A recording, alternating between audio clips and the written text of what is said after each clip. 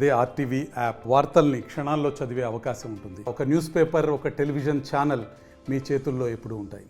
నల్గొండ జిల్లా చైతన్యానికి మారుపేరుగా ఉండే జిల్లా. ఇక్కడ ప్రజలు విషయాన్ని తర్కించి నిర్ణయం తీసుకుంటారు. మొన్నటి ఎన్నికల సందర్భంలో కాంగ్రెస్ పార్టీ ఇచ్చినటువంటి హామీలు, మహిళా పాలసీలు కావచ్చు, రైతు డిక్లరేషన్ కావచ్చు, యువ డిక్లరేషన్ కావచ్చు, డిక్లరేషన్ల పేరిట, మేనిఫెస్టోల పేరిట అనేక హామీలు ఇచ్చింది. నాకు తెలిసి ఇచ్చిన పార్టీ నాయకులకు కూడా హామీలు గుర్తు లేకపోవచ్చు, కానీ హామీలు ఇచ్చింది. నేను ఒక్కటే సూటిగా అడుగుతున్నా,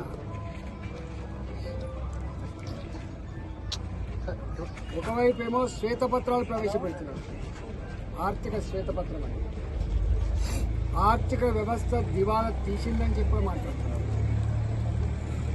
ఒక ప్రతిపక్ష పార్టీగా, దేశాన్ని పాలించిన పార్టీగా కేసీఆర్ అధికారంలో ఉన్ననాడు అన్ని విషయాలు తెలిసి కూడా ఇన్ని హామీలు ఎందుకు ఇచ్చినట్టు మీకు అర్థం కాకనా? మోసగించడానిక?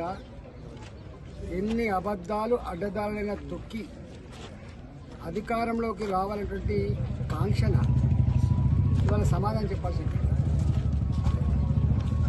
నేను అనేక సంవత్సరాలుగా అనేక ప్రభుత్వాలు ప్రజాప్రతిగా పనిచేసిన వాడిగా అడుగుతున్నా.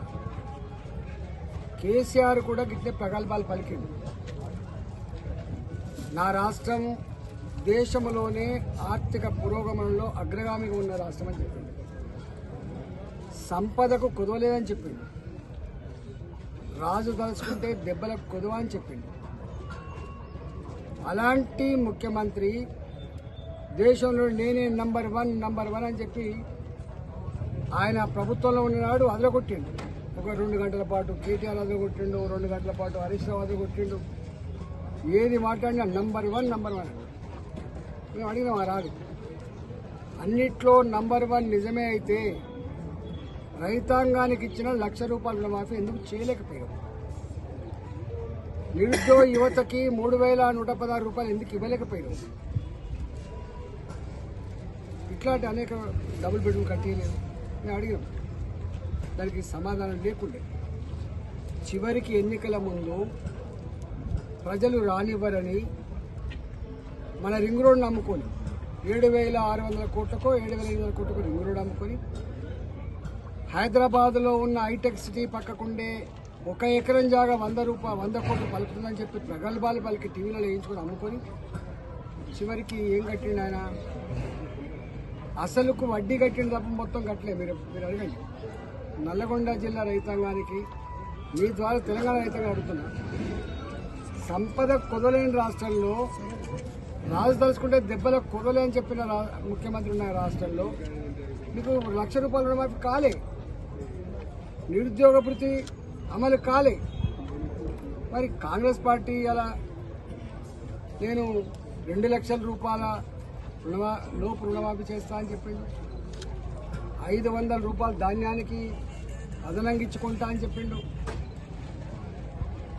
రైతాంగానికి 10,000 బిషాదైంది. రైతు బంధు ₹15,000 ఇస్తా అని చెప్పిండు. ఇవాళ కౌలు తీసుకున్న రైతాంగానికి కూడా సంవత్సరానికి ₹12,000 ఇస్తా అని చెప్పిండు. మరి ఇవన్నీ అమలు అయితాయా?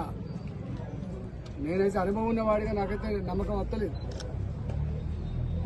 ఇవాళ మా ఆడబిడ్డలకు, మహిళలకు ₹500 గ్యాస్ సిలిండర్ ఇస్తా అని చెప్పి,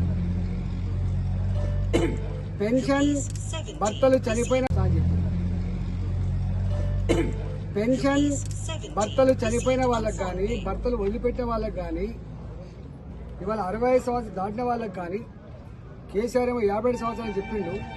అది ఎక్కడ పూర్తిగా అమలు కావట్లేదు. ఇవాళ ₹2,000 సకాలంలో ఇవ్వలేదు కేసీఆర్. చాలా సందర్భాల్లో ఈ నెల పెన్షన్ వచ్చే నెల వచ్చేది, ఒక్కోసారి 2 నెలల పెన్షన్ ఒకసారి ఇచ్చేది. ఎన్నికల ముందు అయితే అన్ని బకాయిలు అంతా ఇచ్చేది. మరి 2000 ఇవ్వని కేసీఆర్ రేవంత్ రెడ్డి గారు 4000 రూపాయలు ఇస్తా అని చెప్పిండు. అది అమలు అవుతుందా? సకలాంగులకు లేదా వికలాంగులకు ఇవాళ ఇచ్చే 3000 రూపాయల జమలో 6000 రూపాయలు అమలు అవుతుందా? నా ఆడబిడ్డలకు 500 రూపాయల గ్యాస్ సిలిండర్ వస్తుందా? నా ఆడబిడ్డలకు 18 సంవత్సరాలు నిండిన వాళ్లకు 2500 రూపాయలు ఇస్తా అని చెప్పిండు. అమలు అవుతుందా? నా ఆడబిడ్డలకు మహిళా సంఘాల్లో ఉన్న వాళ్లకు 10 లక్షల రూపాయలు వడ్డీ లేని రోజుల కింద ఇస్తా అని చెప్పిన అమలు అవుతుందా? ఆలోచించుకోమని చెప్పి కోరుతున్నాను. ఇట్లా చెప్పుకోకపోతే చాలా ఉన్నాయి. అసలు ఎన్ని హామీలు ఇచ్చిండ్రో. నేను వినమ్రంగా చేసే విజ్ఞప్తి ఏంటంటే ఒక్క బస్ ఛార్జ్ అనేది మాత్రం ఫ్రీ బస్సు మాత్రం అమలు చేస్తుంది. ఆ ఫ్రీ బస్సు కూడా మరి ఎక్కే వాళ్ళ సంఖ్య పెరిగిన తర్వాత, రద్దీ పెరిగిన తర్వాత దానికి అనుగుణంగా కొత్త బస్సులు మాత్రం పెట్టలేదు. ఇక నడుస్తుంది గట్టిన అంటాను తప్ప కొత్త బస్సులు మాత్రం లేదు. డబుల్ బెడ్రూమ్లు మేము కట్టిస్తాం. ఇంకా పేదవాళ్లకు 25 లక్షల ఎకరాలు అసైన్ చేయబడ్డ భూములు మీకు పక్కా మళ్ళీ ఇప్పుడు టైటిల్ డీడ్స్ ఇస్తా అని చెప్పి కూడా ప్రామిస్ చేసింది. ధరని రద్దు చేస్తా అని చెప్పింది. అక్రమంగా కబ్జాలకు గురైన ల్యాండ్ మాఫియాలు ఆక్రమించుకున్న భూములు కూడా వాపసిస్తా అని చెప్పింది. ఏం లేదు. ఇవన్నీ పక్కన పెట్టుగా కాకిగోల చేసిండ్రు కాళేశ్వరం మీద. కాళేశ్వరం అంటే అది ఏటీఎం లాగా, కాళేశ్వరం అంటే అక్రమ డబ్బు సంపాదనకు మార్గం అని ఇట్లా చెప్పింది. ఇవాళ గవర్నమెంట్ వచ్చింది, 3 నెలలు అవుతుంది, 100 రోజులు అవుతుందా? అవుతుంది. కుంగిపోయిన పిల్లలు ఎందుకు కుంగిపోయినాయి? కారకులు ఎవరు? ఏం చర్య తీసుకుంటే ఇప్పటిదాకా లేదు.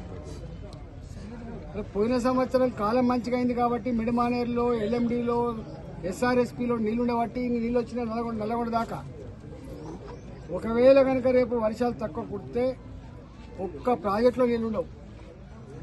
నా ఎస్ఆర్ఎస్పీ నీటితో తప్ప మిడిమానేరు. మరిన్ని వీడియోస్ కోసం ఛానల్ ని సబ్స్క్రైబ్ చేయండి. లేటెస్ట్ అప్డేట్స్ కోసం వాట్సాప్ ఛానల్ ని ఫాలో చేయండి. అండ్ లింక్ డిస్క్రిప్షన్ లో ఉంది.